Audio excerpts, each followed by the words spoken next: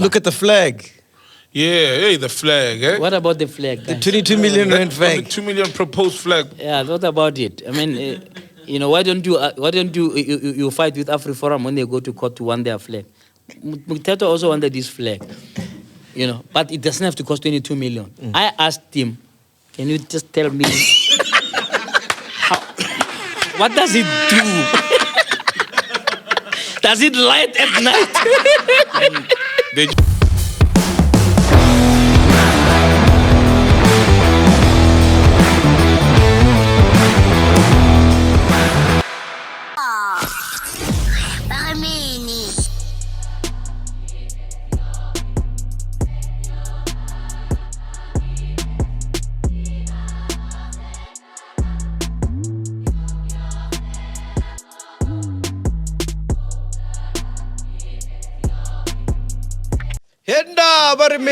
Ladies and gentlemen, welcome to a special edition of Podcast and Chill, Africa's #1 podcast. Yeah. Our next guest, so I don't even know how to introduce this guy, because this guy, he has so many hats. Have you seen his profile? Yo, bro. Okay, let me go through his profile. Please correct me if I'm right or wrong. Ne? Number 1, editor of Leadership Magazine. Okay. PhD in Media Studies from WITS. Yo. He is also the CEO of communications company Squealy Media Group. Yo. What do you guys do there? We do reputation management. We try. Spin doctor. Yeah, for both those who want to be known and those who don't want to be known. Hey, we need that, eh? Because our reputation isn't there. No, reputation is fine. I won't take you on as a client. All right. We'll be too busy. Yeah. You are the author of Let's Talk Frankly. Yes. All right. That's your book, eh? Yeah. Is that your first book? It's my second book. The first one? The first one had to do with constitutions of student governing bodies. Yeah. It was done maybe around 2000. Oh. I co-authored it with the competition commissioner, the current guy who's the competition commissioner, Tembekile Bonakele. And then let's talk frankly. What's that about? That's a set of letters. I do write letters to people saying, let's talk frankly. So the publisher saw these letters on Daily Maverick. I've written about 300 of these letters. Yeah. And he said, no, let's do a book. This is nice, but can you do fresh ones? Yes, and yes. long ones. So those letters are between 3,000 and 5,000 words. A letter to Zuma is 5,000 words. Wow. But he still didn't listen. But that's a different matter. Is the trustee of the Love Life Trust. Yeah. Yes. I'm the deputy chair there. Is that Love Life condoms? It used to be popular for that, but it's now dealing with youth development and youth leadership more than just HIV/AIDS. Its mandate is broader. It's got 9 offices all over the country and does brilliant work with young people, mentoring other young people, which is really the core of how it works now. And when last did you use a condom? I'm married. He's a married man. Okay, so you don't have to. I don't have to. Sonor. All right. You're part of the UWC Foundation. Yes. What's that about? The UWC Foundation basically is like a fundraising wing, if you like, Okay. or a development wing of UWC. So it operates to help UWC raise funds for the work that UWC does. It has to, create projects or if you like, take on projects that would be useful for the university. So been doing that for many years. And how much money have you raised now? I don't know at the moment. You should. There are many people who are raising money. I don't know the tally. Oh, but you're But the head of millions, but He should know, so he's the head. No, I'm not the head. I'm a member. I'm a mere trustee. There are 10 other trustees. There's full-time people who are called institutional advancement. Okay. So they're the ones who would sort of look at the numbers and so on. So I don't have the exact figure of how much money we've raised, but we raised a lot of money. All right. You're also the chair of the UWC Media Society. That's the same thing, Yeah, right? we're trying to create a new radio station at UWC, a new TV station, Nice. and a newspaper. So Wow.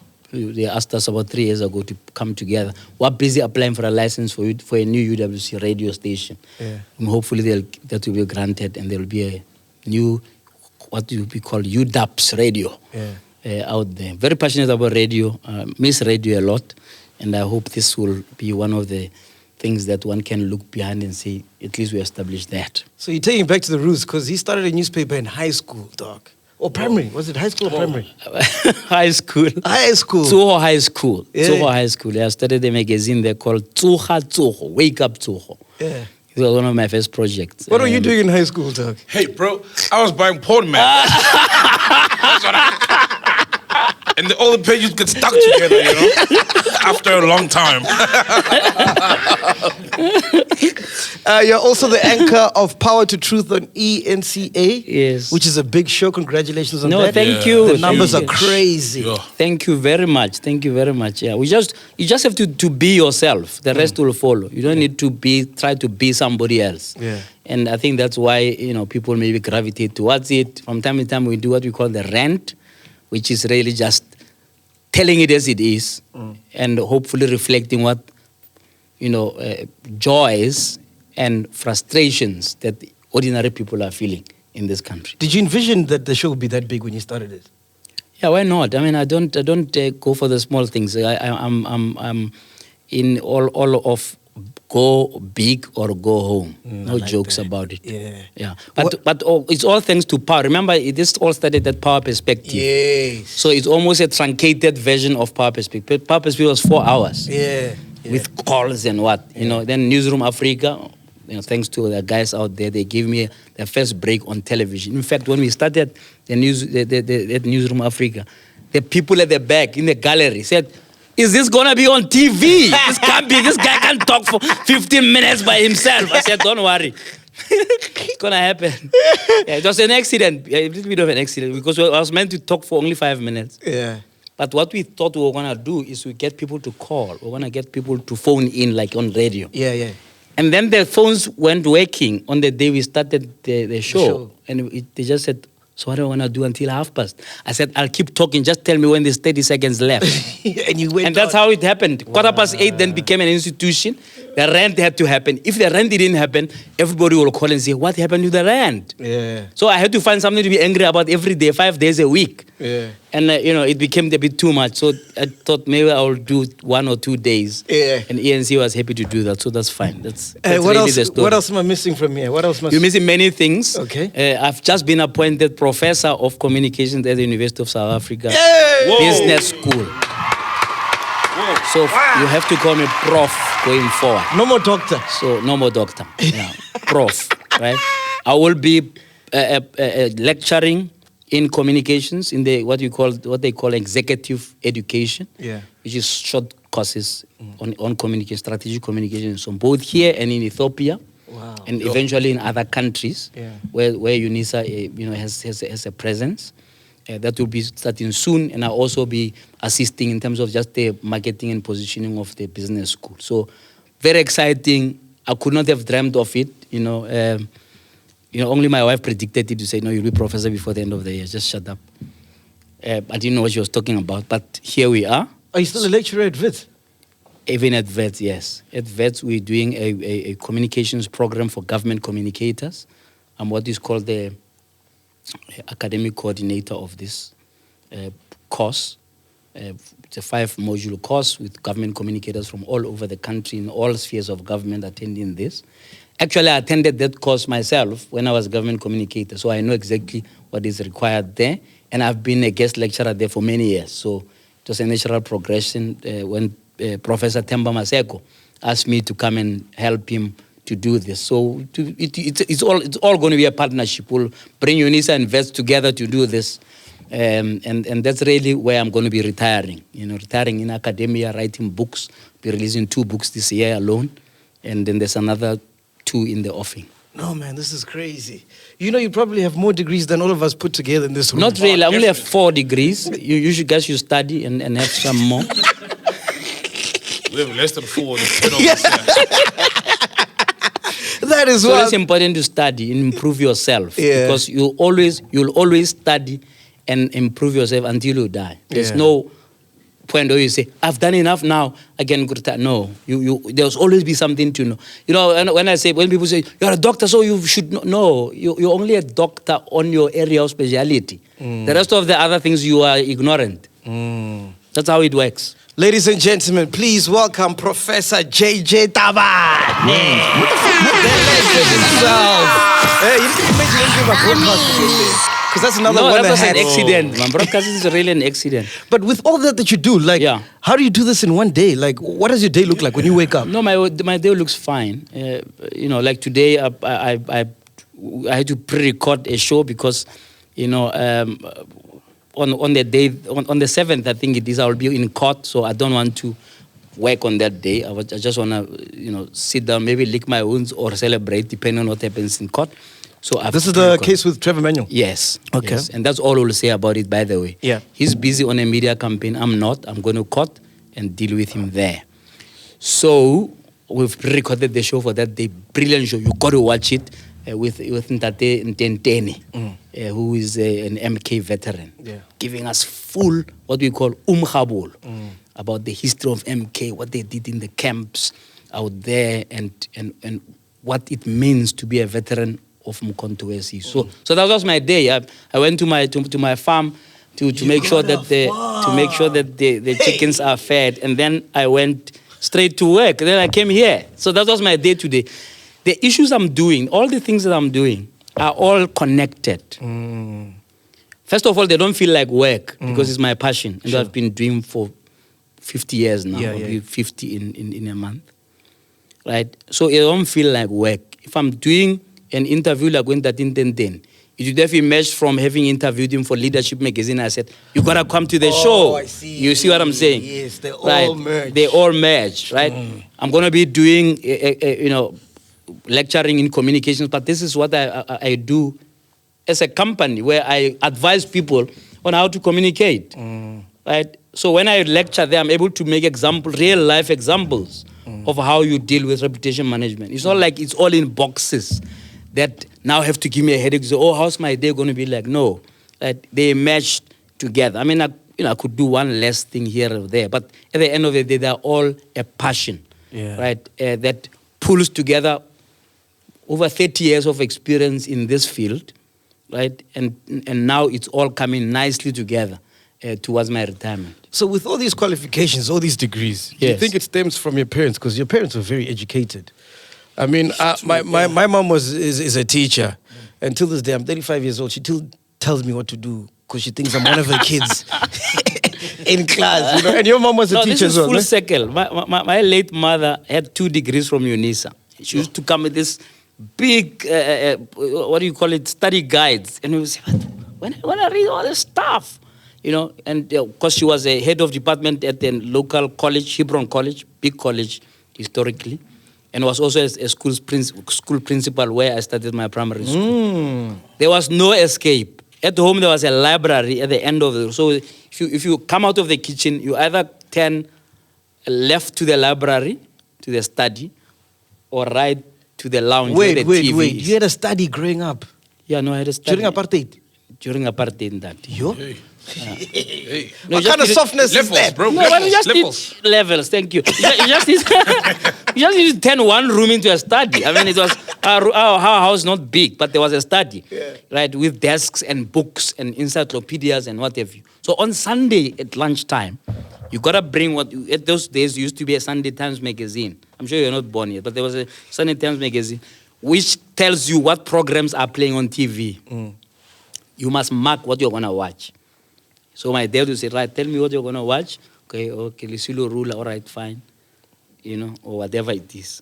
Right? And that's all you're going to watch. It's a 7-day program. So the rest of the time you're in the study. Right? If you try some tricks to go to the lounge, you have to pass the main bedroom. So it was difficult because they will hear that they are tiptoeing towards the TV. And my father will come out and say, please switch off the TV. He'll say, but it's a Friday. Hey. No, tomorrow is another day. If it's a Saturday, he says tomorrow is Sunday. So there will always be a reason. If it's Monday, but it's school day tomorrow. So you limited your TV time. At that time, by the way, it was a black and white TV. Then it became color at some point. But there was discipline about being in the study. And you never went out to party, nothing? No, we partied and so on, but at 6 o'clock you have to be home. Otherwise you find what kind of parties are you going to? Yeah, like 6, 7, no, birthday parties, yeah. They'll lock the gate. At 6 o'clock, my dad will lock the gate. If you are not in at 6, good luck to you, you know. Yeah. But remember, at the end of the day, all of us run a different race. You know, I went to university when I was 15 years old. Whoa. Okay. Whoa. Because I started my grade 1 at 4 years old. So at 15, I was at university. I was 10, 16 while I was there. Right. So the partying you're talking about happened there because... How's that even possible? No, it's possible. Just calculate. You'll see it's possible. Did they say you're too smart and must skip a grade or something? No, I didn't skip a grade. I did all the grades and I went to university at 15. And, you know, I failed my whole first year, everything. I only passed one course called Special English for Science Students. And my dad said, at least you passed something. All those hours in the study. For what? You know, and then I changed course, went to UNISA for a few months, and then I went back to TEFLOP, University of the North, to do my BA in English and Philosophy. Yeah. Then went to UWC to do my BProc, and then Nelson Mandela University to do my master's and invest for PhD later all in life. So it started with failure. You got to be able to pick yourself up. Yeah, 100%. You understand? But secondly, there's a very poor approach in terms of career guidance in our schools. I went to one of the best schools in the Northwest called Tsoho High School.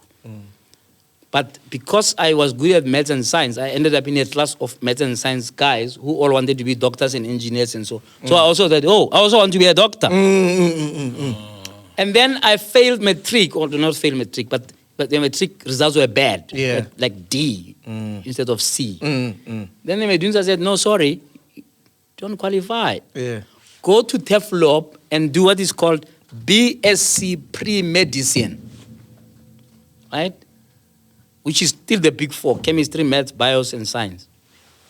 So I go there and do this pre-medicine, and I feel everything because that was not my area of strength. Yeah. Right? My areas of strength was what you call letters.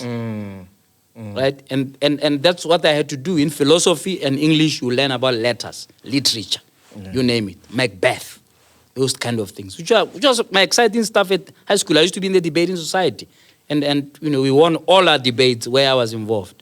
Where did you meet your wife? Was it high school or varsity? No. I didn't meet I met my wife at the party. But that's a different... No, we want to know about the party. No, I met her later in life. I mean, I was how did you meet her? In my 40s. No, it was an interesting story, actually. My late sister-in-law, who just passed away by the 2 weeks ago, may herself rest in peace. Sorry to hear that, man.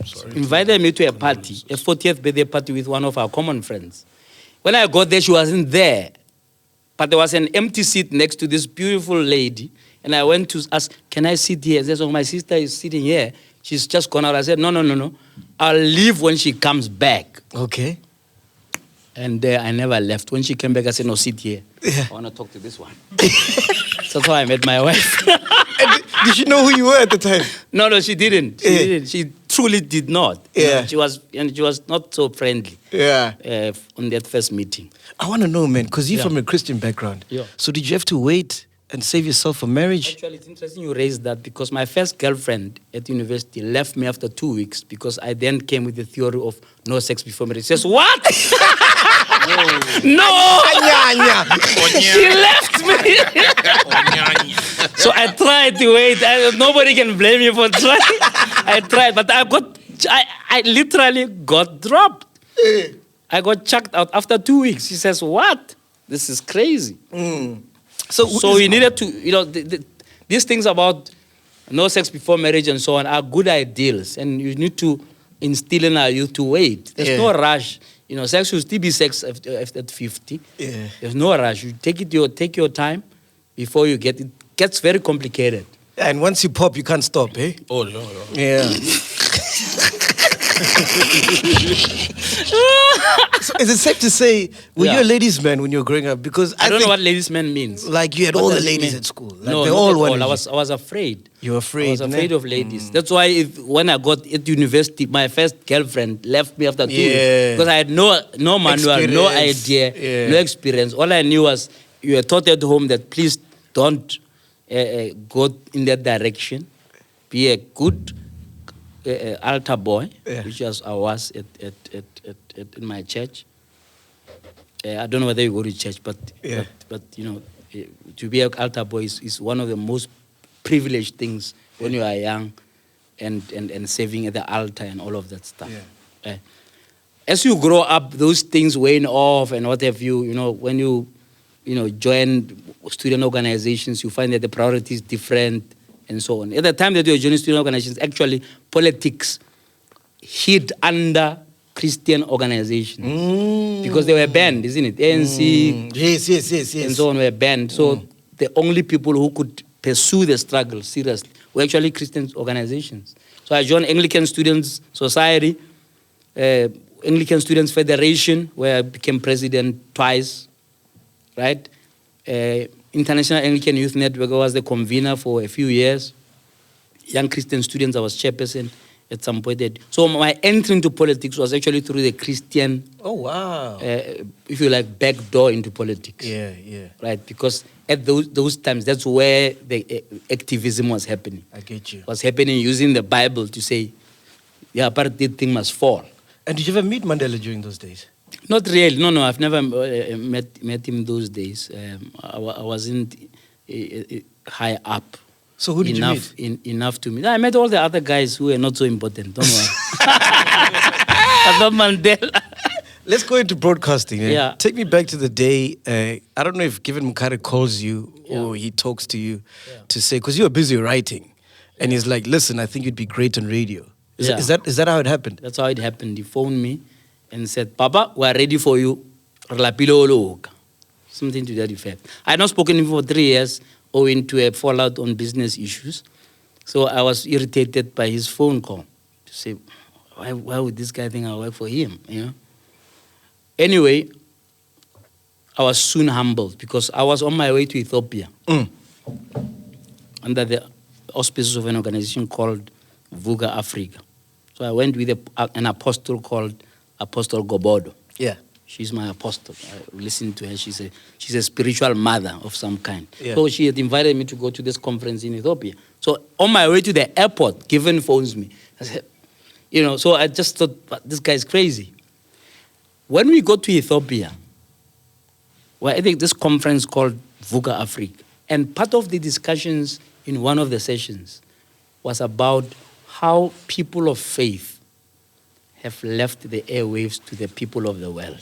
Ooh. And they get surprised when messages of the gospel, right, do not reach the wider population because they are busy praying there and stomping their feet and so on. And then the rest of the people who didn't care about gospel and so on are on radio. This is what happened in Ethiopia, where I have no idea what was going to be discussed there. So the apostle says, there is your answer. You may have as big a head or a pride as you like, that Given Mukare, whatever it is, but there is your answer. Because he called you on it can't be a coincidence. My father always says there's no coincidence. There's only God incident. So I came back from Ethiopia humbled, and I said to Given, yes, I'll do it. I think he was expecting an argument. I didn't even explain to him why I said yes. He's not even giving me an offer about what peanuts he's going to pay me. He said, no, we will do it. Then, of course, he gave me an offer. We revised it until we were fine. By the time I left, he was paying me very well. Because the show grew. So I'm grateful to him. And a friend of mine called Nhlanhla, who gave me my first radio gig at what is called Ubuntu Radio. Do you guys know it? No, I've never heard of it. It's on channel 888. You must check it out on DSTV. But Ubuntu Radio is actually a government radio station. But interestingly, Clayson said, no, we won't tell you what to do. Just come, do whatever crazy thing you want. So I had a program called Frank Dialogue, once a week. Hey, you love being frank, eh? No, you have to be. There's no... Anyway, I'm too old not to be frank at this point.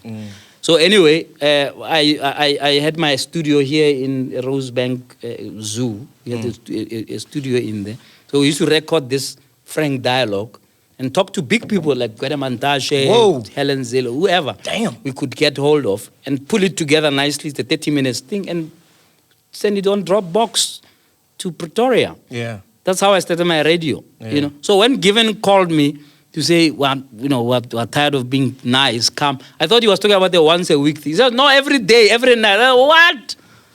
You know, I had not worked for anybody every day for a long time, man. You know, to just go to a same place every day sounded like, oh, this is going to be a boring routine, but it was exciting. Yeah. Truly exciting. So I'm an accidental broadcaster. Yeah. So it's just a letters man writing letters. It's not like you've got the voice. And then came Given Makari. I don't have. In fact, you are right. No. You know why? Because when I got there, people said, who is this LSM3 voice guy? They compare you to Slick your voice. For real? Yeah, they compare him just like the grown-up Slick But they soon regretted because it was a top show that turned the radiograph upside down. You know radiograph? Breakfast starts and everything else falls apart. At Power, the graph was upside down. Right? Breakfast first, then you think it's first until at 8 o'clock when the graph goes up. Yeah, at Metro it's the other way around. And we create... Oh, I see. I don't listen to Metro, but that's no fine. one does. No, let's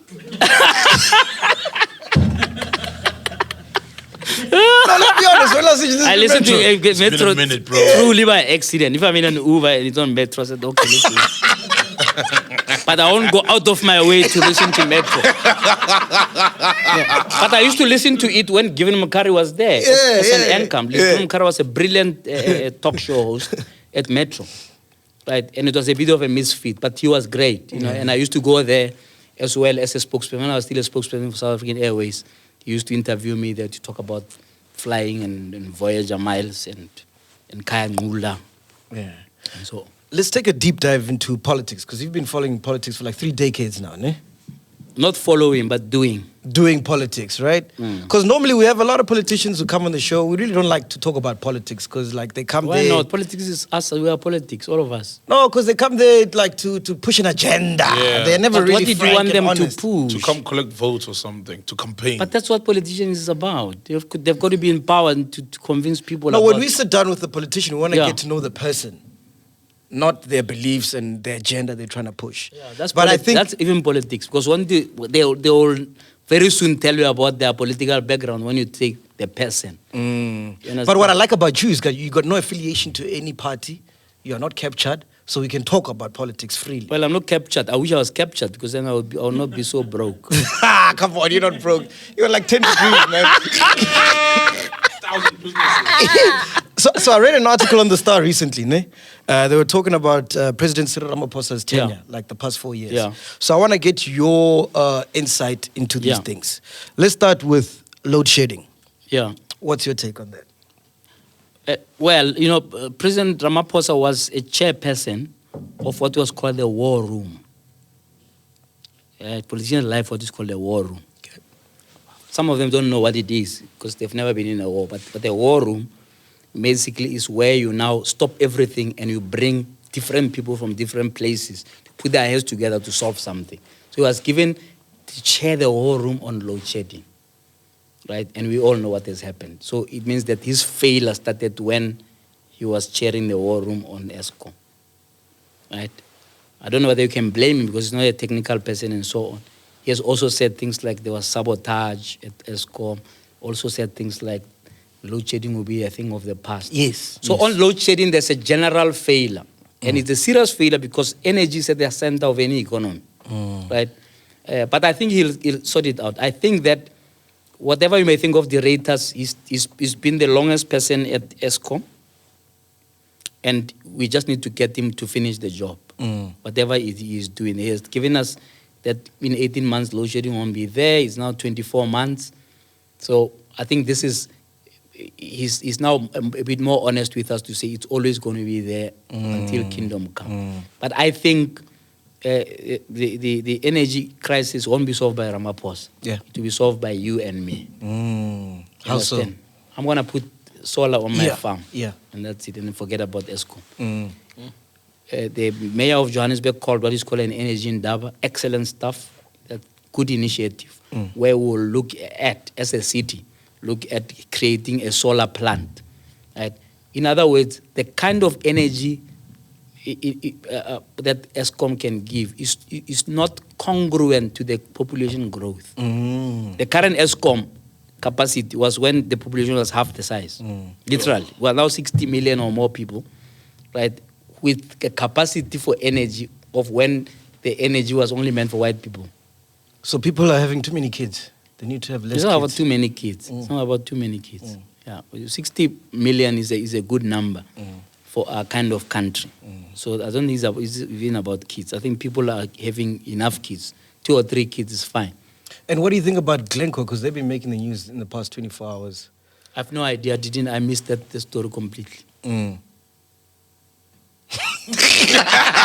I did. I can't lie to you. I missed it completely. You're being frank. You're being frank. Yeah. All right, next one. The borders. Yeah. What do you think about our borders? Yeah, the borders are fine. I mean, they are artificial borders. Let's be frank about it. Okay, I don't know if they've been to Lesotho. Yeah. Been to Lesotho, What were you doing there? I was going there to do my visa. No, we had a gig. We're DJing. Yeah, we're DJing. We had a You don't gig. even know what you're doing there. Okay, it's fine. We're booked. Yeah. So I went to Swaziland to do my there's visa. a town called Lady Brand, just outside Lesotho. Okay, and there are Basothos who live there and South Africans who live there. Right? They are literally divided by a fence. There are lots of people who live in the Free State who are Basotho. Yeah. Who Mpumalanga as well. who've got relatives in Lesotho and so. That border means nothing. It's worse in Lesotho because it's all landlocked stuff. Yeah. Right? Same with Swaziland. There are people who live on the other side. Same surname, Dlamini this side. Honestly, you know. So the borders are artificial, but there's not enough courage to get rid of them. Remember, they were determined in what was called the scramble for Africa.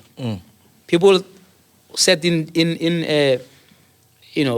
Europe and then drew. They just said no. Just put the fence here. Yeah. You know, and that between Mabatu and Gaborone, just put the fence. Yes, there are people in both sides who are relatives. You know, same with Lesotho. They had not even been here to do that map. So it's not something we should be proud of. All these borders and what, right? That the reality now is those borders are there. The African leaders have failed to deal with those borders. They even failed to deal with some simple thing called a uni visa. I don't expect you to know what it is. But a uni visa means that you have a visa that you can go to any country in the continent without looking for a visa. Right? And that was there was one way of beginning to bring down the borders. I get you. In about 2000, there was something very exciting that was launched called the Transfrantia Conservation Area.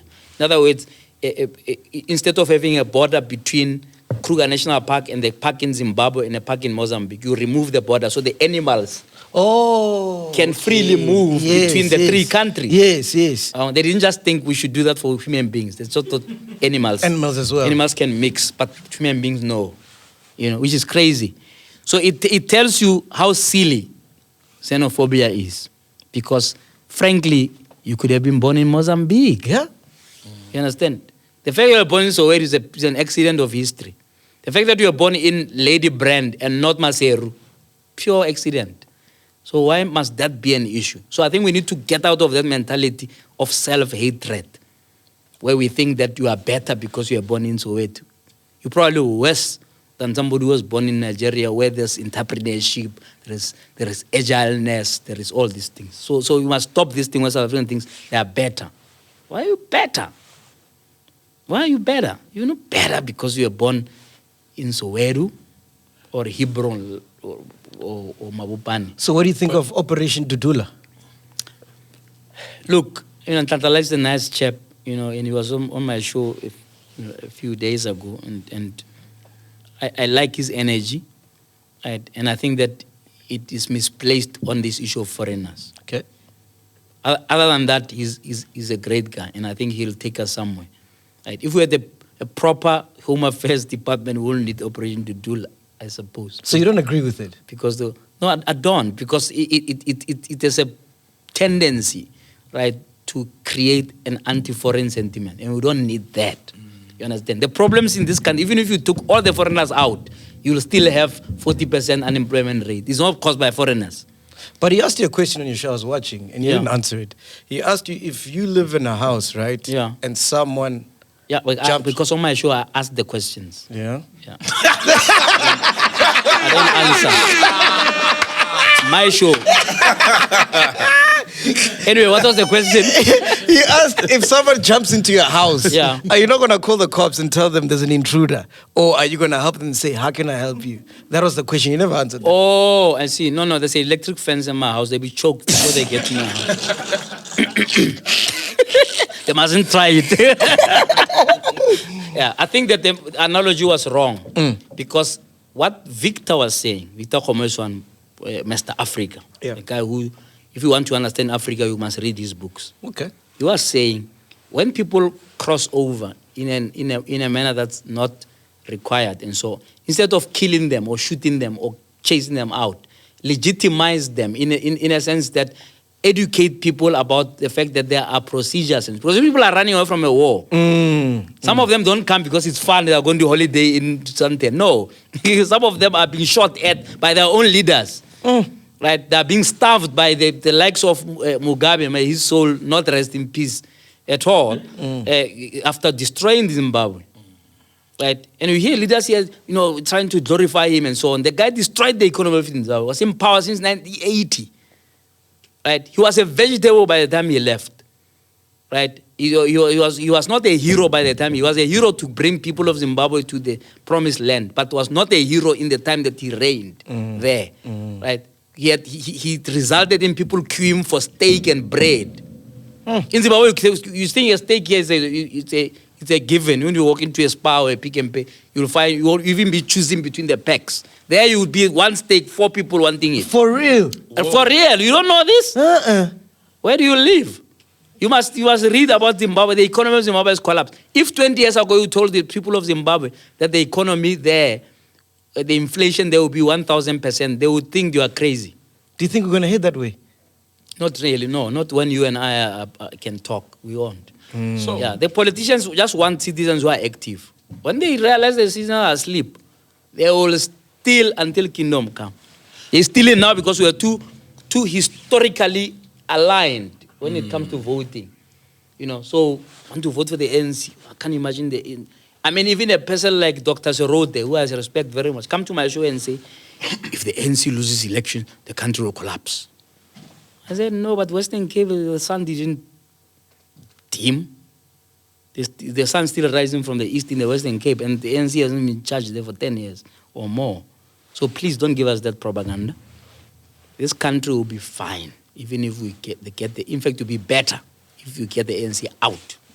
What are you saying, sir? I was saying, but I think when you say open the borders, it sounds ideal, but you just said that, for example, Zimbabwe, the economy has collapsed, right? So if you open the borders, don't you think people from, like in the region, the borders will are porous already. Which borders are you opening? The borders are porous. There are 4 million people here. If officially we open them, yeah. Don't you think it will but cause a officially problem? for who? The people who came across the border, did they wait for official to come through? They didn't wait for official. In fact, Malema said to them they must use every creative way to swim across the border. So it's not official. If Malema has spoken, I think people will listen. Will listen better than anybody else. So please forget that. We're not going to open the borders officially because everybody wants to be a president of something. So they won't open the borders. Because if they open the borders and we have this so-called United States of Africa, then there will be one president instead of 50. Exactly. So forget it, because people love power, right? So they won't open, don't worry. What you must worry about is the fact that at the moment you have porous borders. In other words, almost no borders. Yeah. You understand? So we need to deal with a situation where we can live with that. And this is what Vita was saying, and I'll come back to the question that I was asking. Right? Something that's illegal needs to be dealt with family. I agree with that. Right? But we've got a continent to build. How do we build it? Right? Let's make sure that people are able to come over this side if they need to, and we officialize them. Yeah. So we document them. So if you are not documented, how will we know how many people are here for services, for hospitals, for water, for housing? Education. We won't know. Because people are, we're always going to say 60 million people, when in fact maybe we're 70 million, we don't know. And then the economy? What do you think about the economy? Because it's shambles right now. Yeah, it has grown at 0%. For the last 10 years. So I don't know what else I should say, But Tito Mboweni tells me that I'll be too depressed if I looked at what you call a macro picture of the economy. He says, no, look at, industrialized areas in our economy that are doing well. And he mentioned, I don't remember, he mentioned one or two. I think he says Machacho Dorp. I'm not sure where that is. But he was saying that if you look at the microeconomy, he gave an example of Magoba's-Kloof, that there's no unemployment in Magoba's-Kloof. Whether it's true or not is another matter. But he was given that as an example because he lives there now and he says, this place is nice, there is no unemployment here. If we focused on fixing one city at a time and not have a city where the pothole is the size of this table. Hey, man. Right? Yo. If we fix that and each area of citizens made sure that the people who are in charge of municipalities do what they're supposed to do, right? And then we'll get somewhere. Do you think the economy was better under Zuma? No, Zuma destroyed the economy. Let's not even go there, guys. I mean, honestly, Zuma destroyed the economy. He stole from the economy. The state capture report already tells you that. Billions have fled the country with the Gupta family sitting on top of those billions somewhere where they are not extradited yet, and so on. So Zuma busied himself with plundering the economy, guys. You understand? So I'm not sure what economy was good under him. It was still a 0%. This 0% was inherited from the so-called 9 wasted years. Let's not talk about that Ramaphosa was there under the shadow of Zuma in the 9 wasted years. But Zuma himself cannot take credit for anything in the economy. I'm not sure what people are talking about. Don't you think it's the fact that entrepreneurs were eating, now they're starving? Well, allegedly. No, why are entrepreneurs starving? I'm not sure. I don't think entrepreneurs are starving. Because they're not getting the same deals they used to get under No, but Zuma. they're not starving. I don't know what you're talking about. I've heard that. They're not starving. Entrepreneurs are not. The tap is still running. The tap of state capture and corruption is still running. You all have to do, just go and read I know it's too much to ask. Go and read. Go and read the Auditor General's report. Okay? Read the Auditor General's report. You're rocking me, eh? It says 40 billion rand was wasted 3 years ago. 50 last year, 60 this year. You can make the math, right? Now, wasteful expenditure is a red flag. Once you say wasteful expenditure, you must know that the entrepreneur is somewhere. It's nearby, right? Because a municipal manager would have given his friend to pitch for a business. They don't even go to tender. It's not an accidental wasteful expenditure. It's corruption.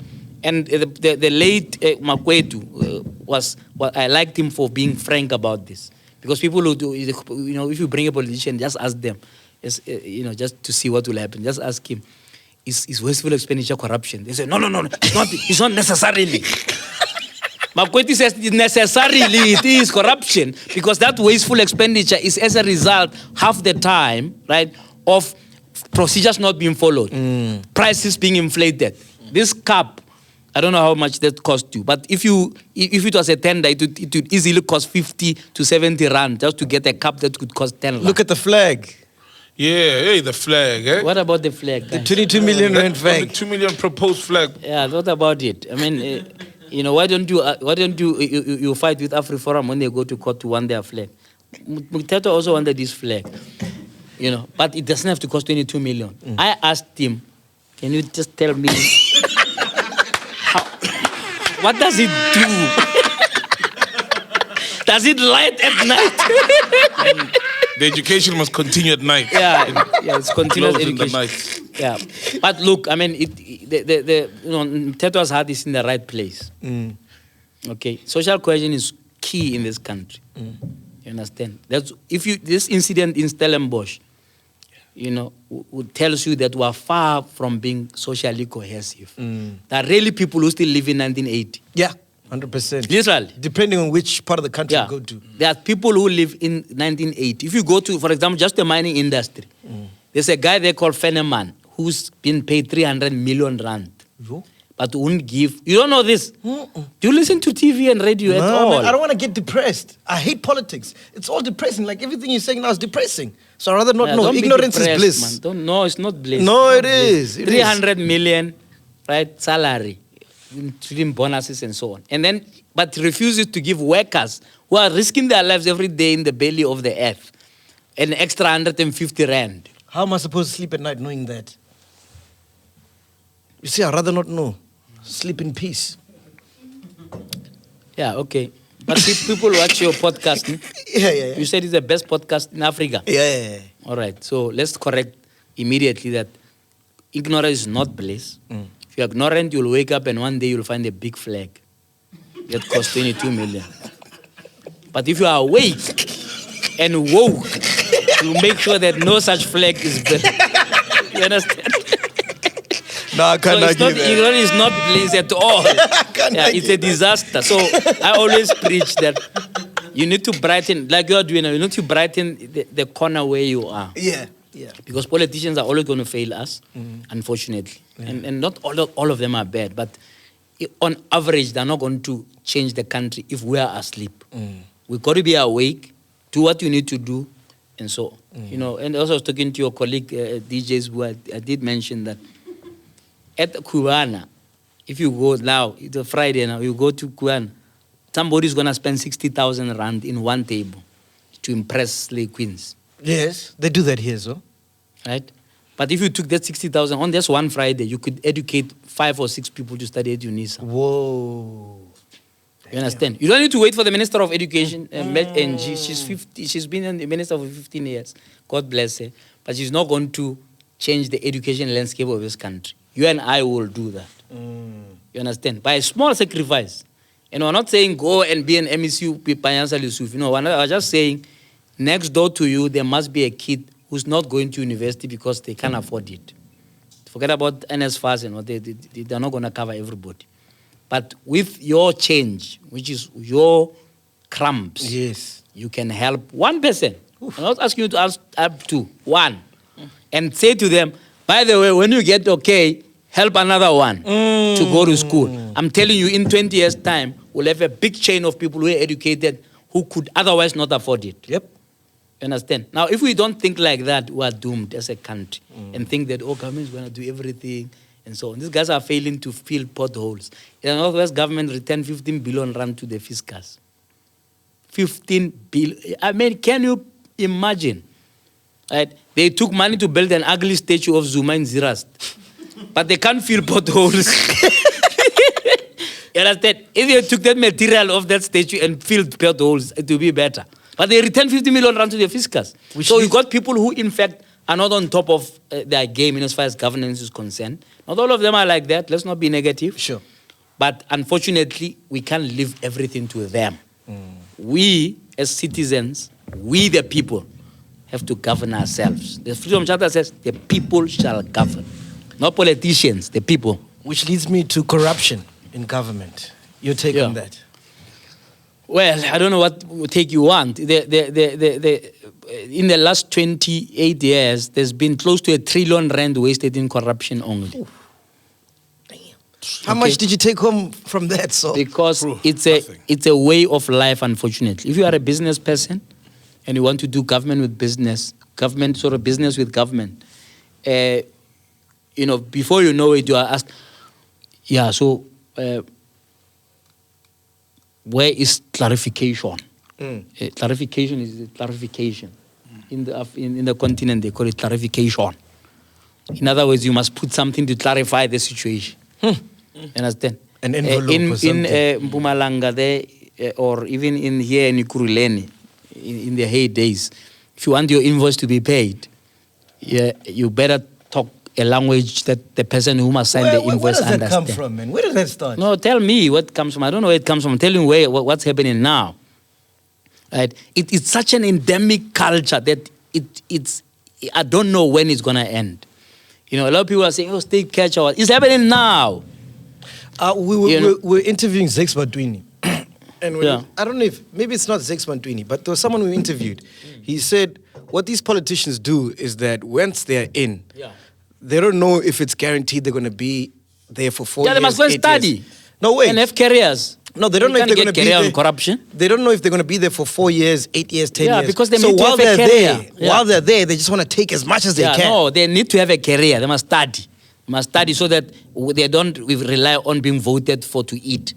They can live there and say, I can go and work in a factory like any other person, or in a business, or if you've got blue lights, you're not going to go work at a factory after that. No, you will, because the blue lights, blue lights are not forever. You understand? There are ministers now who were ministers 10 years ago who are now, I mean, Nkonde Balfour, I don't know if you saw the picture. Yeah, on I saw Facebook. that. I saw that. That guy was a big minister. Yeah, massive. When I was Literally growing up, big That's what I mean. You understand? I mean, I don't know what has happened. I mean, please Google Nkonde Balfour for the 2000s. I don't know. Yeah, Hey, I have a lot of time for Nkonde Balfour, but he's no longer a minister. He has to fend for himself now, and his comrades have forgotten him. He's withering away in there now. He looks like he was chased out of somewhere, because that being a minister is all he knew. He came out of struggle. He used to be a big chap in the sporting fraternities. He was not a minister of sports by accident, right? Because he used to be, an activist in the sports arena. We had activists in different areas, but his specialty was to be a big chap in sports. He could tell you about sports development, sports transformation, and what have you. First time I saw an M5 was Nkonde Balfour. But you could have, and I'm talking with correction, but I'm sure if he went to school, when he finished with being a minister, he could have then gone to work, to do real work. Because half the politicians don't know what it is to just work. Wake up one day and work, And that's why, and I will never generalize politicians. I mean, I work for a politician. My first job was to be a spokesperson of a minister. Sure. And one of our first questions was, how do you know you can do a full day's work? That was my first question at the interview. I had to mumble there and say, no, I was in the SRC, and in the SRC we used to work. I was in London, and I was, I had people working for me in the US and in London. He says, really? He said, yeah, I worked a full day. But when you start doing the actual work, you realize, hey, I never worked, man. Because he worked me to the bone, that guy. He taught me everything I know about media and relations and reputation management and so. So there are people in government who know what they are busy with, right? And that's why right now he's still working. He was a minister long ago, but he's still working now. He sits on boards. He creates, waves wherever he goes. You think we can end corruption? Good luck. South Africa. Good luck. Because unfortunately, it's a way of life. You understand? It's a way of life. And it, what is interesting is that it is couched in different gowns. You understand? It's couched in different gowns. I mean, just the other day, Papa Penny Ahe was complaining about corruption in the SAVC. There's somebody who is supposed to be I don't know what they are called, but the organizers of the playlist. Yeah. Nite Payola. Yes. For him, I don't know what sort of music. I mean, maybe it was just nothing about Payola. It was just about the bad quality of the music. But, he believes his music is great. So you need to play it. And apparently to do that, he refused to pay. Yeah, that's a big thing. Yeah, you have to pay for people to play a song. That's crazy. Yeah. You understand? That's crazy. Fortunately, nobody has approached us with that. We play music on our show all the time. Oh, is it? The ENCA has said that we need to go and ask the artist for permission before we play the song. So the artists are generally, if they own the music. We discover as we try to ask for permission that sometimes they don't own their bloody music. No, please, for New York. I thought it's your song. No, we can't play it. Yeah, and they're very strict. They're not allowed to play it if the artist doesn't say yes. Yes. You understand? So, fortunately, nobody has tried to bribe us for that. Please don't try. We'll get you arrested if you do that. So, I'm just giving that as an example. Look at a very small corner there where you think, if a music is good, put it on. Let it play. Promote black artists. Without having them to pay. They're already broke. Now you want them to take the last cent they have made from this song, that was last produced maybe in 19, odd, as they would say. And then if you play it, they will get some money from Samro if Samro does pay them. But then you want them to pay a payola. Let's move on to security cluster. Do you think we are safe as South Africans?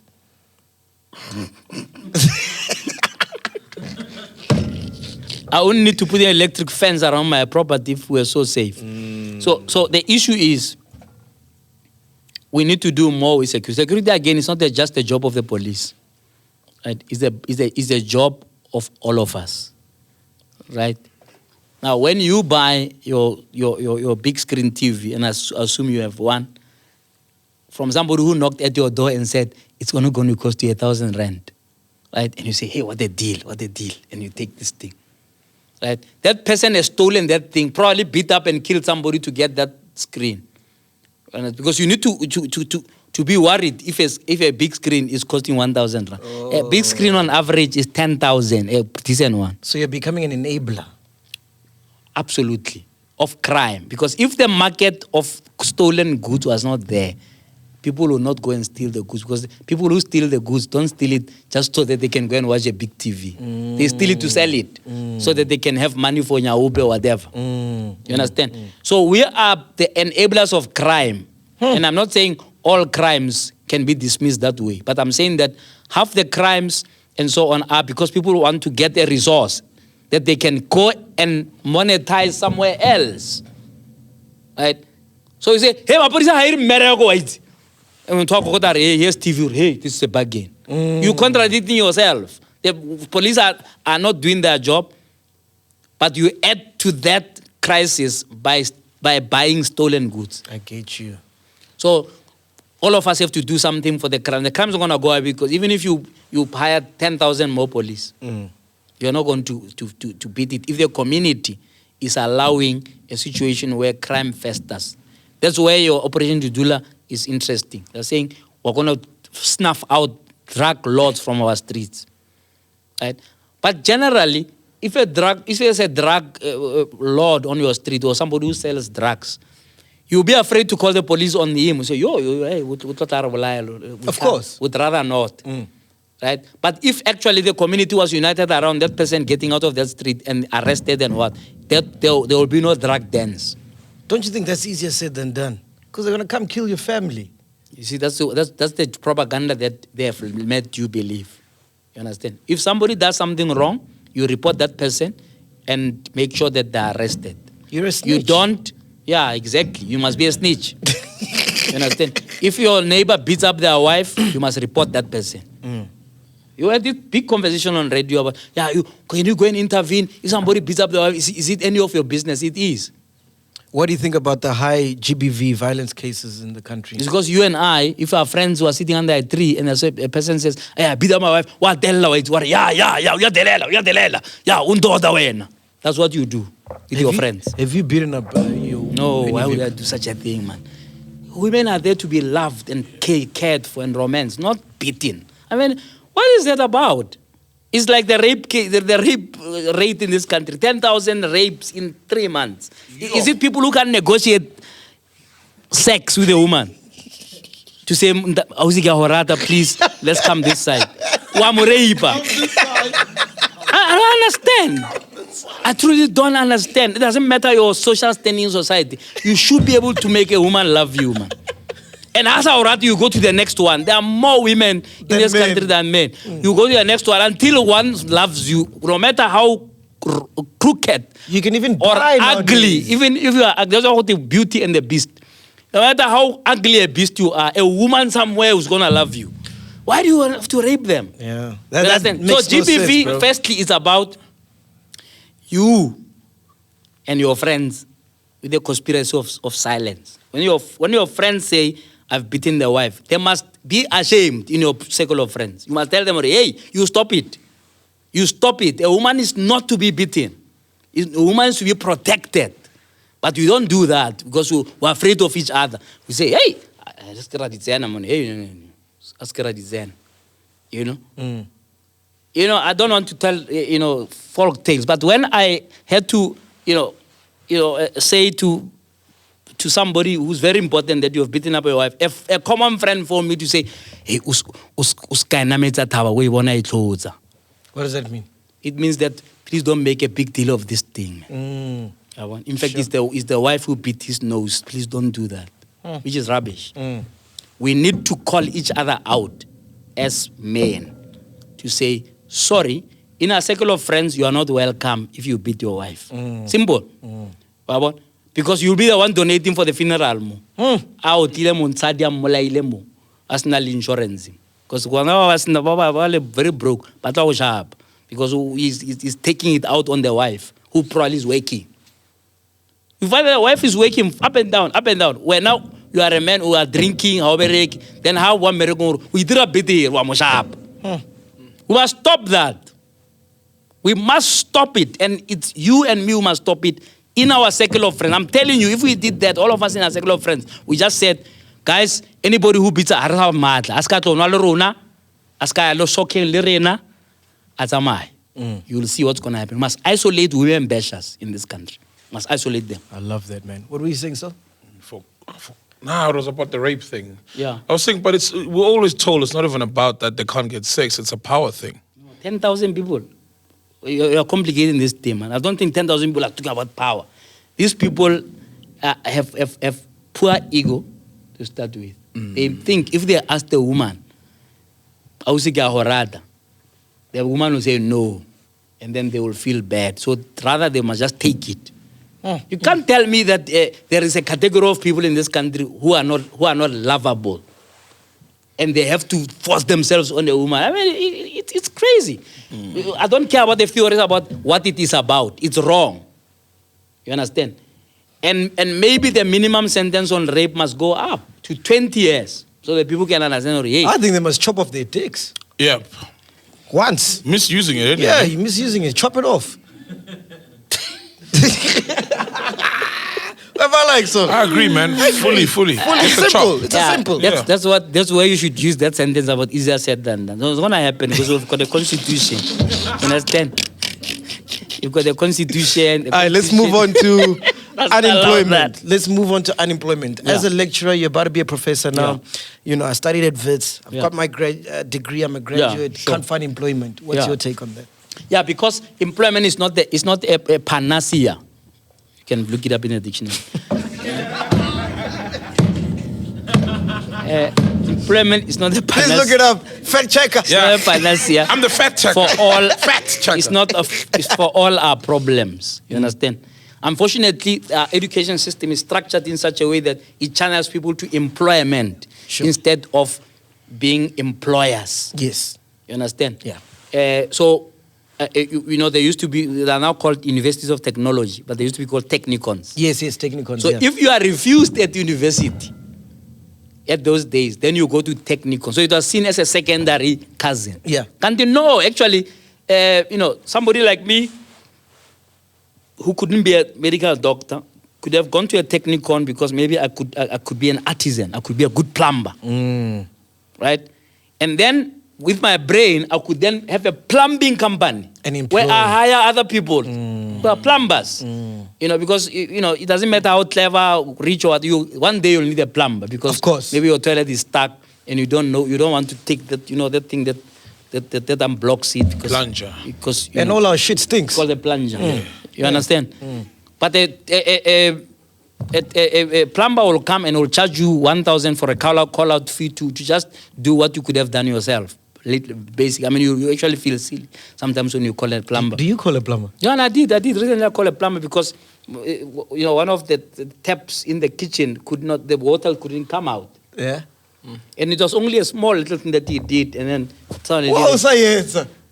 No, but he didn't know what to do on that particular. All I knew is that the tap was not working. So I called a plumber, and they came, and it was 5 minutes, literally. And they said, yeah, no, next time this is what you must do. Don't call me for shit.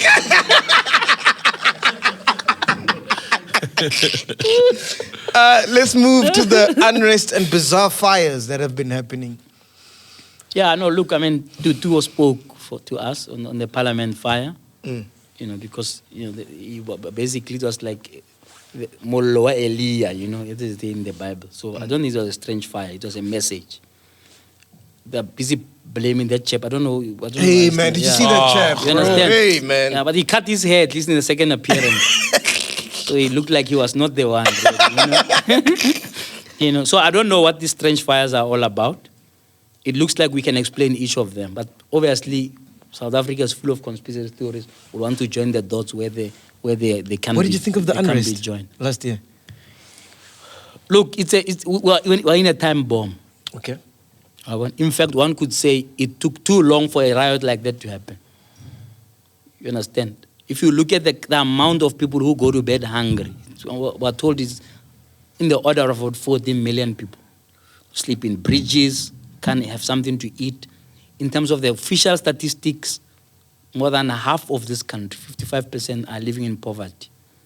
So in fact, you could have riots like those all the time if something drastic is not done.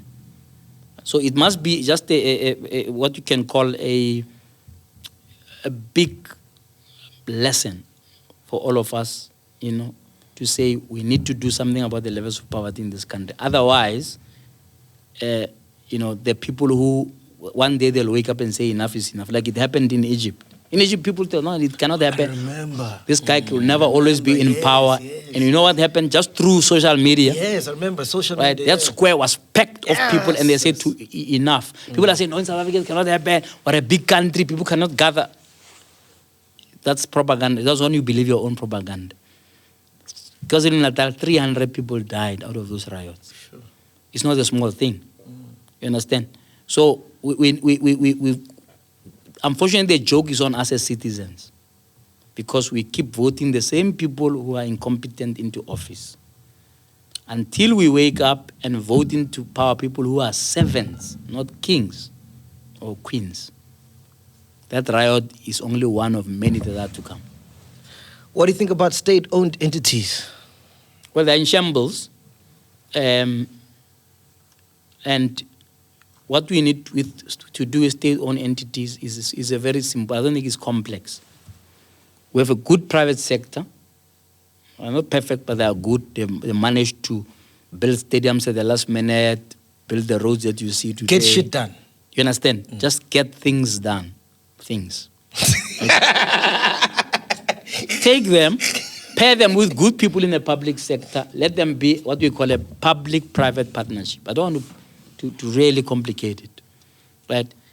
We've got enough evidence that the state, left on its own to run these things, runs them down. 100%. You understand? And then they still create more. By the way, they're busy, as we speak now, writing laws to create more state-owned enterprises. So Elim Kize, but now we know why he did it, but he wanted to create a health SOE that will run what is called the National Health Insurance. God forbid. Right? Godongwana, God bless him, he has said no state-owned bank. Because why would it succeed if all the others are failing? We got already state-owned banks. If you look at IDC, that's a state-owned bank. I don't know what else you want to call it. TBS is a state-owned bank. ABSA, what do you think about ABSA? It's a bank. What should I think about it? It's like any other bank that is untransformed like all other banks, because nobody is insisting that they should be transformed. Right? Even in what is called the financial charter, they're saying they should only be 10% black-owned in 5 years. Wow. So if even the vision we have about how the financial sector should be changed is poor to start with. So when they don't transform, I don't blame them, because they are in an environment where they're actually not required to transform. There's only four or five big banks in this country. In Nigeria, there's 40 banks, probably in one region. But there's 300 million people there. So what? 300 million people there in Nigeria. Yeah, so? They'll have more banks. Yeah, naturally. But not naturally.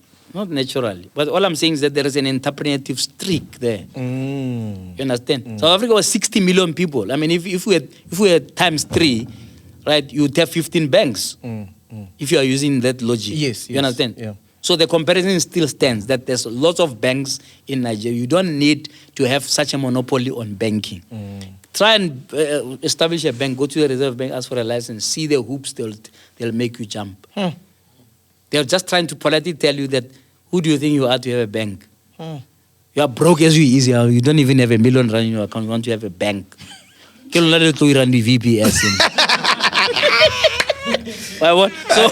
they just look down on you and think you can't have a bank. But actually, Soweto could have a Soweto bank. Why is there no Soweto bank?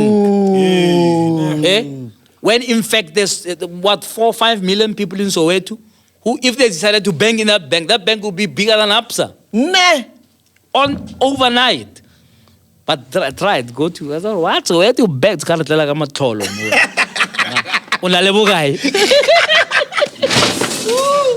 Sorry. How much do you have on the bank? So I think that our economy is structured in such a way that there's still lots of monopolies who are not going to let go of the grip. That's why even in ESCOM, I remember a couple of years ago when I spoke to the chairman of ESCOM, who will remain nameless now. And he said, why should we support IPPs? This is a competition to us. I couldn't believe it. He says they stopped talking about these independent power producers because they said this is going to be a competition to us. Right now they're pretending otherwise. But That's actually crazy. at some point, the ESCOM board would not want to hear about IPPs. Instead of saying, for the good of the country, ESCOM cannot do everything. It's a monopoly, right? That can provide power. Anyway, it's failing to provide power with all this load shedding and what. Bring IPPs. In fact, if we had visionary people in ESCOM just 15 years ago, they would have created a department of ESCOM that looks at renewable energy. It will still be ESCOM. They just call it something else, ESCOM Renewable. But it's still ESCOM. It can be a subsidiary of ESCOM creating renewable energy, gas, you name it, wind, solar. Right? Now I'm going out to buy a solar from a different company. Yeah. So that I can forget about Hey, it's ESCOM. booming now, eh? Yeah, no, it's the only way to go. You know, instead of worrying about they're going to have load shedding like they had this week every day at 5 and so on. I've got solar. When they switch off, it comes on automatically. Good. Right? That's why I was saying you and I will have to look. I mean, it's not everybody can afford it. But I'm assuming that you can. No, I can't. I'm working towards it. Yeah, it's about 50,000 for 5 panels on your roof. You understand? You could stop drinking for 4 weeks in a row. You'll be able to afford it. It's all about priorities. All right, Professor JJ Tabane, we're going to play a game now. It's called One Must Go, right? I'm going to give you 2 names. You must tell me what must go. I hate this is the games. politics edition. We've never had one. We've had a musician edition, hip-hop Slay edition. Queens, yeah. Slay One Queens, must go. One must One go. must go. So whoever you choose must go back to Hebron. Are you ready? Let's go. Newsroom Africa, SABC. No, none must go. No. You got to choose one. So You gotta one choose has to go. One has to go. SABC. Must go. Why? Because I suppose because it's not encouraging the diversity we want. Newsroom Africa is new kid on the block encouraging diversity. You understand? So if I were to choose between the two, I would say have more independent media, have more independent radio stations, have more independent TV stations, Love not SABC that's gonna receive a call from in those days Tabane Abrams blocking the camera. You understand? So I think SABC belongs to all of us. That's why I was reluctant to choose. But if you force me to choose, I would say have more independent media rather than state-owned media. Why did they let you go at SABC? But why didn't you ask the SABC? Why are you asking me? You know, Because you're here. The SABC is not here. Jesse Duarte told them to fire me. Eh. Yeah. Okay. I think that's enough controversy for the night. So you did nothing? No, I did everything. I had a show. No, but I'm saying you did nothing that forced them to fire you. Like, you didn't do a fireable offense. I interviewed Zula's twice. Is that a fireable offense? At FCBC at those days it was. Wow. Absolutely. And you survived twice.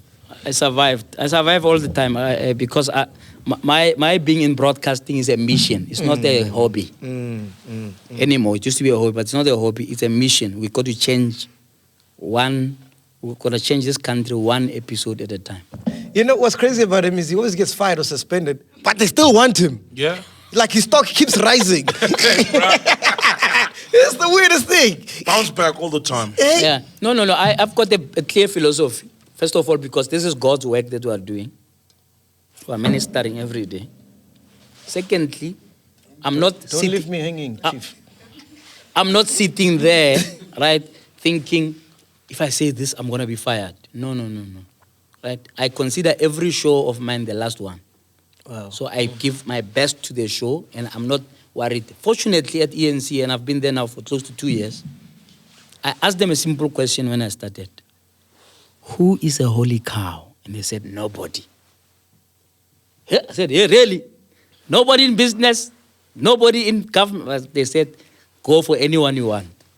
What's a holy cow? Holy cow. Holy cow. It means that somebody Untouchable. don't touch. Let's say, for example, maybe Vodacom was giving them, say, 1 billion rand a year. You understand? I'm just giving an example. Yes.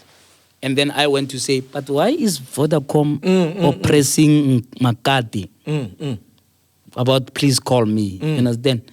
Then I would maybe get a call from the top office to say, don't touch Vodacom. No one. They said no one. Wow. You understand? Whether you are staying off or you are Pravin Godan or you are whoever, right? If you did something that is worthy of praise, I'll praise you. If you did something that is worthy of condemnation, I'll be there to condemn you. That's right? powerful, man. So far they have kept their word, right? And no one has called to say, hey. Nobody. They have allowed me, frankly, to do as I please on my show, right? Because we have agreed on what the mission is. We're building a country. We're not going to allow anybody not to be accountable. Even the president. We're going to make... Yeah, I've interviewed the president. You must go and watch it. You understand? I've interviewed the president in Polokwane. No, I saw the interview, but I'm saying, can you call him out on his BS? But I do all the time. You clearly don't want my show. Please start watching. But you can also go on enca.com and watch previous shows. I have criticized him, but I also have agreed with him when he says some, good things. And he has said a couple of interesting things lately. Why does everyone always ask you, are you afraid of your life? Like, you're just telling the truth.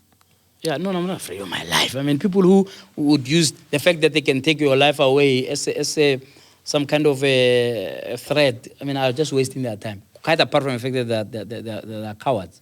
If they wanted to kill me, I've been a pain on their side since 2009 when I went to help start COPE. They could have killed me long ago at that point. Oh, he started COPE? I didn't start it. I was part of a big movement that started it called the November Movement. Hey, man, you've lived a full life, eh? No, that's why I'm not afraid to die. If you have lived a full life, you will not be afraid to die. If you lived half a life, you would be afraid to die. Even if on a day you are dying, you are refusing to die.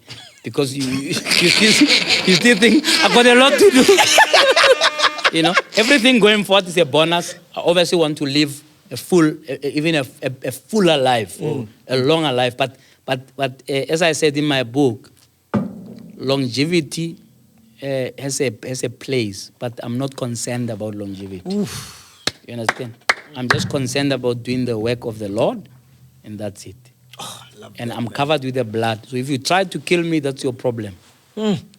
By the way, the clips will play even after 100 years. People use them now. Something I said in March 2020 when I said, these people are going to steal COVID funds. And they said, no, this guy is negative. How can he say such a thing? They'll never do that. They then take that clip. It was started in March before the lockdown. That was crazy, man. I said, these people are going to steal. For me, you know why that was crazy? That was inhumane. We know corruption, but that was inhumane. No, People are dying. But they thought it's crazy to say such a thing. How can people steal PPE? Some people are dying and you are stealing from them. No, but they did. Fucked up. And the president said, no, we're not going to steal. That's why people now, and that's why now I agree with Ramaphosa. They're saying, hey, this is very bad because, with these floods and crazy, and the only thing people are talking about is whether government will steal the billion rand. Yeah, exactly. Now, talking about in fact, the billion rand has not even appeared. But people were saying, oh, please, you're going to give KwaZulu-Natal a billion rand, you're going to steal. Please don't steal it. Please. We'd rather give it to gift of the givers. You understand? So it's crazy. So we're here to do God's work. Hey, if you want to let's be threaten honest. us with life, No, but wait, sorry. that's inhumane, man. What they did for the people, bro, that's inhumane. They don't care, man. Yeah. No, but you're only saying inhumane because you can see it visibly. It was quite glaring. I mean, there's a guy who bought 5 luxury cars. Hamilton. And people are dying. Yeah, he bought 5 luxury cars and showed us on social media. When he's stealing money, that's supposed to save lives. Bro. You understand? But the corruption that has happened, right, is as bad and as inhumane. You understand? How do you steal almost 1 trillion rand, right? Where you could have built toilets for kids. Kids are drowning in toilets because you stole the money. right? There are potholes where people who die in accidents. You understand? I can go on. The thing that you saw in KZN in terms of the floods is a result of corruption. Because the money that was supposed to build proper infrastructure, water drainage systems, remove what you call these informal settlements that are inhumane, the shacks and what, went to people's pockets, especially in KZN. Hey, they steal, and they elect me to be chairperson. I'm sorry. You don't put a case in there. They've got gabbies and stuff. You understand? Yeah, and they specialize in assassinations as well, but that's fine. They must try. All right. Next one must go. Power FM 702. One must go. Zakhala game. Inkabi. No, 702. 702 must go. 702. Yeah, we need more black-owned radio stations. But they're trying to go black. But they're not black owned. They're trying to go black. Their lineup is black. Yeah, go black. That's different from black. See, go black. It's like if you try to dye your hair to look blonde. You're not blonde. You understand? So if I'm to choose one, I say Power FM must stay. We need more. Must actually even go national and so on. And I wish that happens. You know? Why did they let you go at Power? How, man? Why do you ask obvious things? Don't you watch DJ's Boost podcast? No. No, man. It doesn't come up in my feed. But I love DJ Spoo, by the way. He's my own boy. No. Like I said, I mean, maybe they let me go because of my big mouth. Because when somebody owns a station, maybe you must defer to them. You understand? Yeah. When I got to Newsroom Africa, I said to the owners, hey, you guys, please don't do anything that will require me to criticize you. Okay? Because I don't want to be told what to say on air and what not to say on. If something is wrong, whether it's done by the owner of the station is wrong. 100%. And that's what happened at Power. You understand? Kevin beats up the wife and I say on radio, sorry, a woman has got the right to be. Yeah. And then 3 months from there, I'm fired for some Kevin beat up his wife? Where do you live? I think you must start reading newspapers. I can't come here to read newspapers for you. So let's leave it at that. I'll start with these ones. No, they're old. Okay. Yeah. Good. Next question. President Cyril Ramaphosa versus Jacob Zuma. I mean, is this a current situation? Zuma's already gone. No. You must choose. One must go. No, Zuma must go further into the good night. Zuma. Yeah, he must go to prison. Prison? Yeah, prison. Zuma is stolen from this country. He's being corrupt. He's going through court. He's trying to, 15 years. It's probably the longest court case of all time. So he needs to go, yeah. Ramaphosa must be another term and work. What do you think about... And be decisive. What do you think about the CR17 bank statements? I've not seen them. Yeah, I've not seen them. And that's what I asked him. And he says he also hasn't seen them, which is interesting. Yeah, so I asked him, the President, have you now found out, since the last time I spoke to you, who funds you? He says, I don't know. I say, no, President, really? You still don't know? You're not curious? I said, no, you know, one of the people who funded you gave 55 million, one guy. Yeah. 55 million in tranches of 5 million each. Yeah. You are not curious at all. Don't you want to at least send him a letter of thanks? No, I don't know. Actually don't know. So I said, no, when I grow up, I want to be Ramaphosa, honestly. So that if there's $1 million in my account, I shouldn't care who put it there. I should just spend it. You know, just give it to my wife to go shopping. Yeah. And then he says, where does this money come from, honey? I said, I have absolutely no idea. Wait, my banker said I shouldn't know. You know, I mean, honestly, you know, Ramaphosa. Nkosazana Zuma, Batabile must go into the good night, must go away. Just go, man. Just go quietly. She wants to still be president of the Youth League. She's now convicted, literally convicted, what is it? perjurer or fraudster because she lied to the court. If she was found guilty, even now she has not stepped aside. That's crazy. But I will. All right, and then Atul Gupta versus Marcus Joost of Steenhoff. No, I'm sorry. They must both go. No, they must both go. You know, this thing about thinking that only black people are stealing is wrong. Yeah. And this thing of justifying black people who steal is equally wrong. You understand? So they must both go. Why is it that the media, when it comes to corruption, with white corruption, they report it differently from black corruption?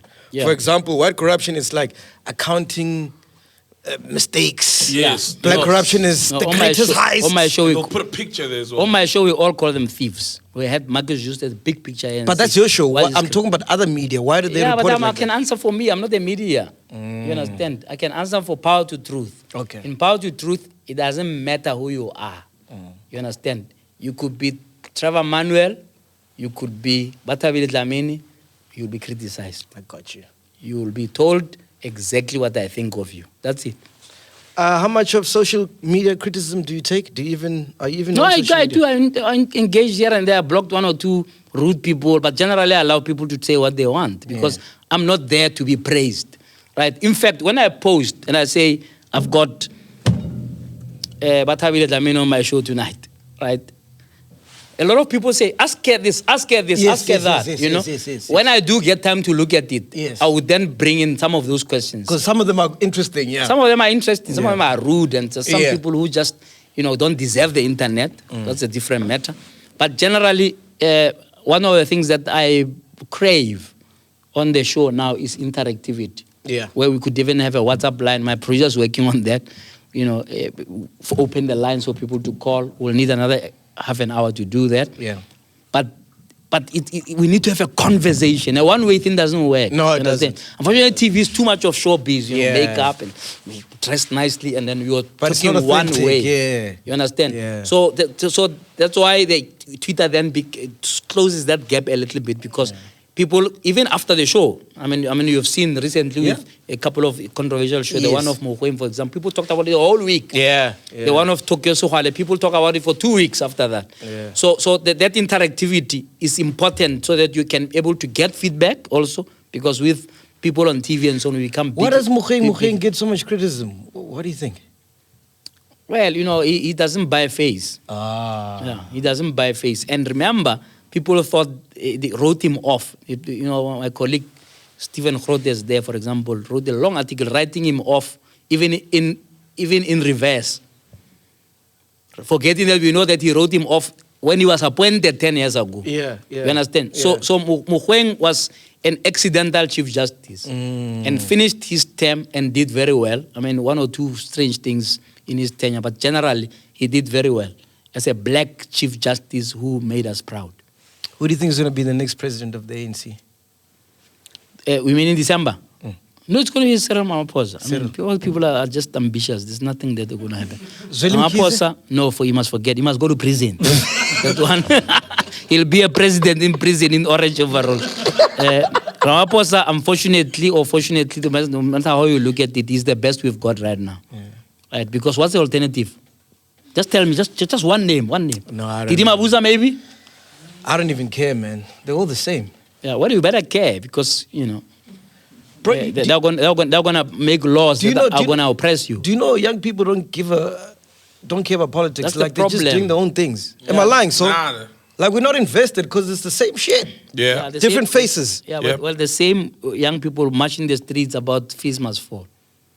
So I don't agree with you that they don't care what's happening. They care, They forced Zuma before he left office to actually make free education a law. Or a policy at least. You got 2 kids. How old are they? No, I've got 3. 3. How old are Yeah. they? 11, Yeah.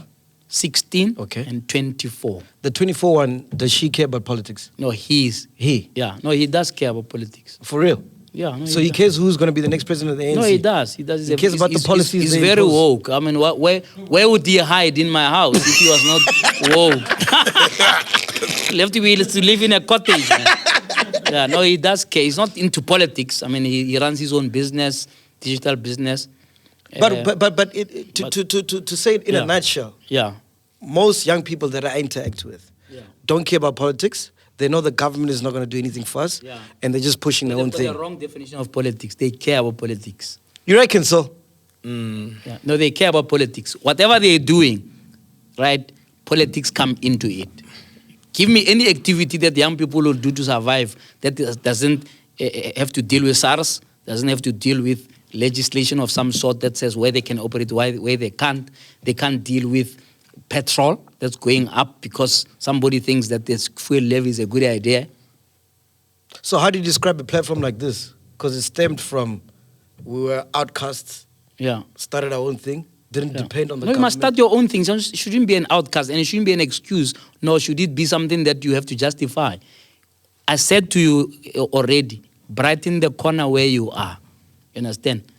Go and start a radio station, go and start a TV station. You know, Power FM was funded by you. You funded it because he got half of his money from NEF, which is a state-owned enterprise that gets its money from taxes. So if you are saying, no, we're going to do our own thing, no, you got to also stand up and say, DTI, I have a podcast. I want to make sure that this podcast grows into a TV or radio station.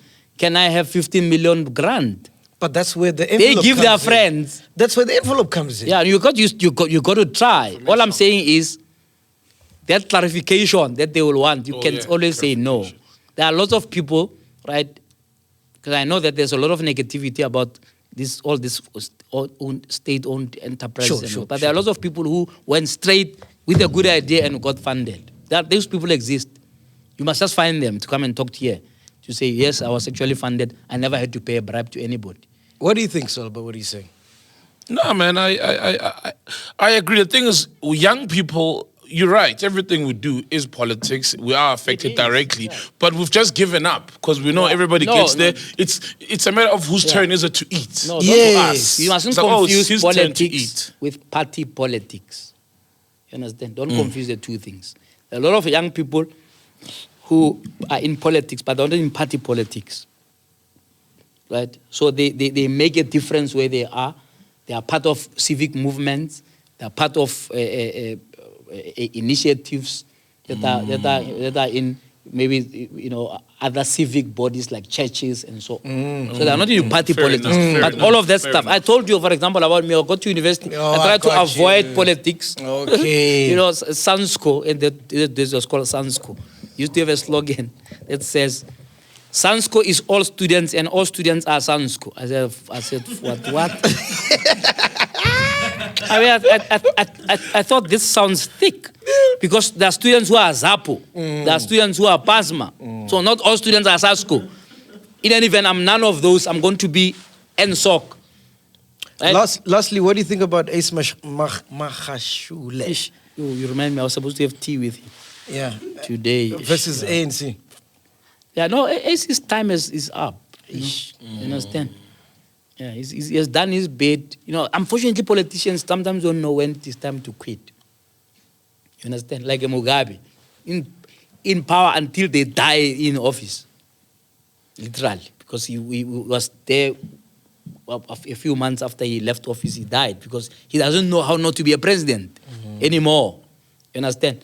So Ace Magashule has been a premier of the Free State, has been chairperson of the ANC for donkey years, and he's generally a nice guy. You understand? And I'm being serious. When I got COVID on the day I was supposed to interview Ace Magashule. I don't read anything into that, but I had to call him and say, Chief, I can't make it because I got COVID.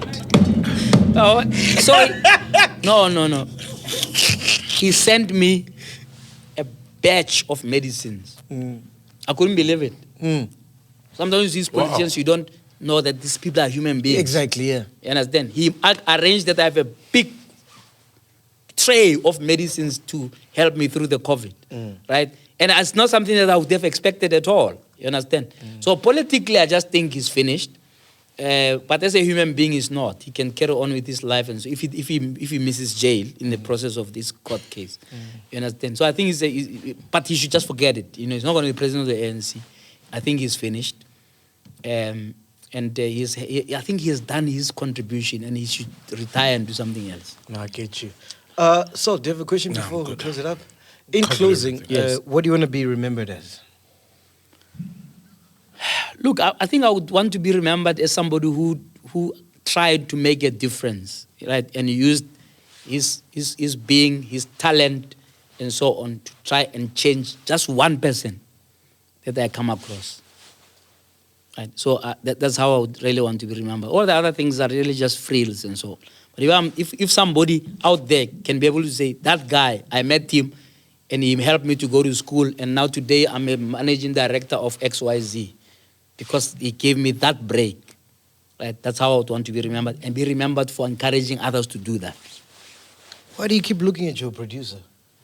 Because she told me not to come here. Gloria. So I'm gonna watch you. Don't say anything crazy. You are being sued already.